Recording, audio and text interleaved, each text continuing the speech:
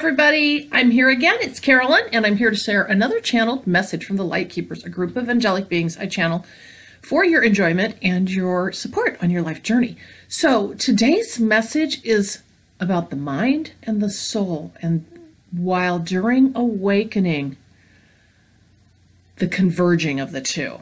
So I'll give you my takeaways as I always do, and then you can think about it for yourself. So first of all, what I want to make sure of is that you know that below there's a link for not only a video, but as I've been mentioning in the last few videos, a lot more free content that'll help you along your awakening journey. Basically, you're subscribing to my email list, and I do videos like this, but it's not channeled messages. It's really stories about what's happening during the week and how I've learned from them, and messages and tips for you too. So join me if you want more free content, and you'll get about 2 per week. So that said, I guess we'll just go ahead and get going on this channel, and I'm entitling this Mind and Soul. Open up your heart to see a new way of standing in time, hearing the call of the deep inside, nevermore being led by the mind, seeing the world for what it is, a deeply meaningful experience to live. And when one is called from the deep inside, never more does one get led from the mind, but instead the melding of the two begin, finding a new way to live from within while taking advantage of so true the beauty of the mind that helps create all you wish and build it to, evermore to become one in rhythm and rhyme, as it has been meant since the beginning of time. So that was the LightKeepers message that they just recently sent me.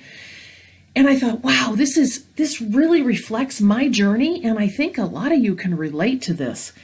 And I'll just use my examples from my own life journey. And I feel like when they talk about being led from the mind, you know, oftentimes we just, in our human life, we don't even think about that other voice inside of us that on occasion might whisper something to us, but we don't listen because we're just zooming forward in our human life, using our mind to think about things and react, basically react to everything else around us, stimuli, other people, not really, or at least for most of us, not really reflecting on what we truly want and desire and need, but instead we react out. So it's externally focused. The mind is very often externally focused. And when I think of mind, I think of ego as well. Okay, so you can interchange that.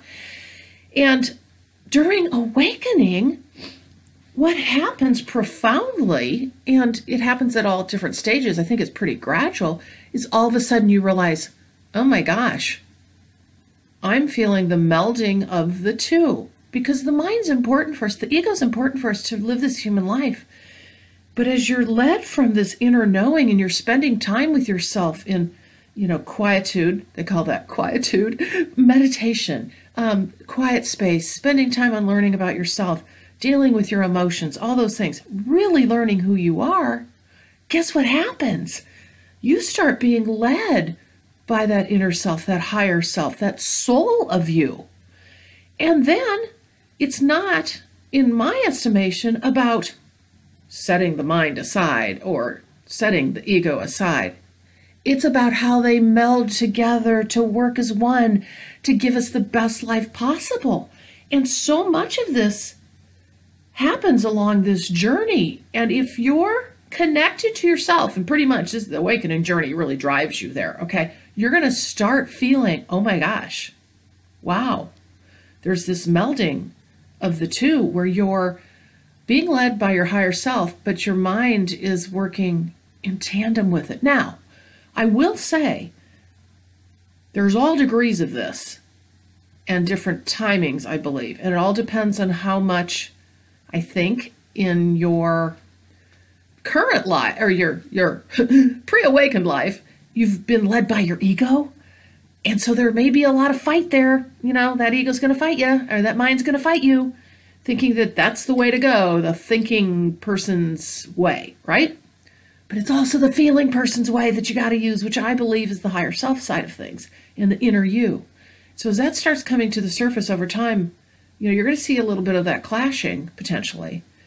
But the point is I truly now am where I'm starting to, and I'm not perfect. I don't know if we ever are, but I can feel that what I choose to do each day and what I choose to do each day and how I choose to do it and how I want to reflect myself to the outer world is really being driven from my higher self. But I do this little thing, and I think I'm pretty sure I've mentioned this in another video. I'm going to leave you with this, and you can try it too. But I think it's helped me immensely. I look in the mirror in the morning, and I have little routines that I do. But I look up at myself in the mirror in the morning, and I say, and I kind of do this in a fun way, but I say, higher self, you are in charge. And I said, you come along, meaning ego, and you come along, meaning the body. We all work together, but higher self is in charge. And I always say that, and I say I love myself, and I know I've told you guys this all before, but the point is, this really is part of this journey with this mind and soul collaboration, because you want to really work together. And what they're talking about here is, this is what happens during the journey. It's not about banishing who you are as a human. It's about integrating the two and making it a better experience and a better you, the full you, being led by your higher self. So I hope you have enjoyed this video. And I have one last thing I want to mention to you, because I never really talk about my work that I do. And I think most of you know that I have a distance energy healing business, and I also do channeled messages as well. But what I'm doing now, and I'm so excited about this, it's become pretty popular, is I am doing one-on-one mentoring for the spiritual awakening journey. So there's guidance and support sessions that are individual, if you just want one, but you can also get 3-month mentoring with me.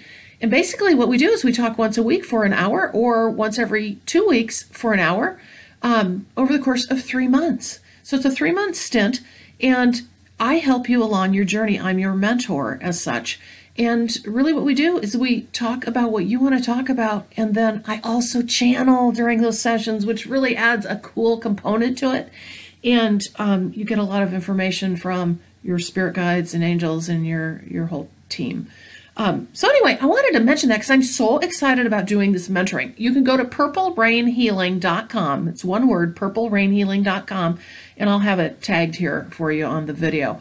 And check it out. But they're limited availabilities because I only have so much time, but I would love to work with you on this journey and get to know you better. So feel free to reach out to me. And with that, I guess I will see you in the next video. Have a wonderful week.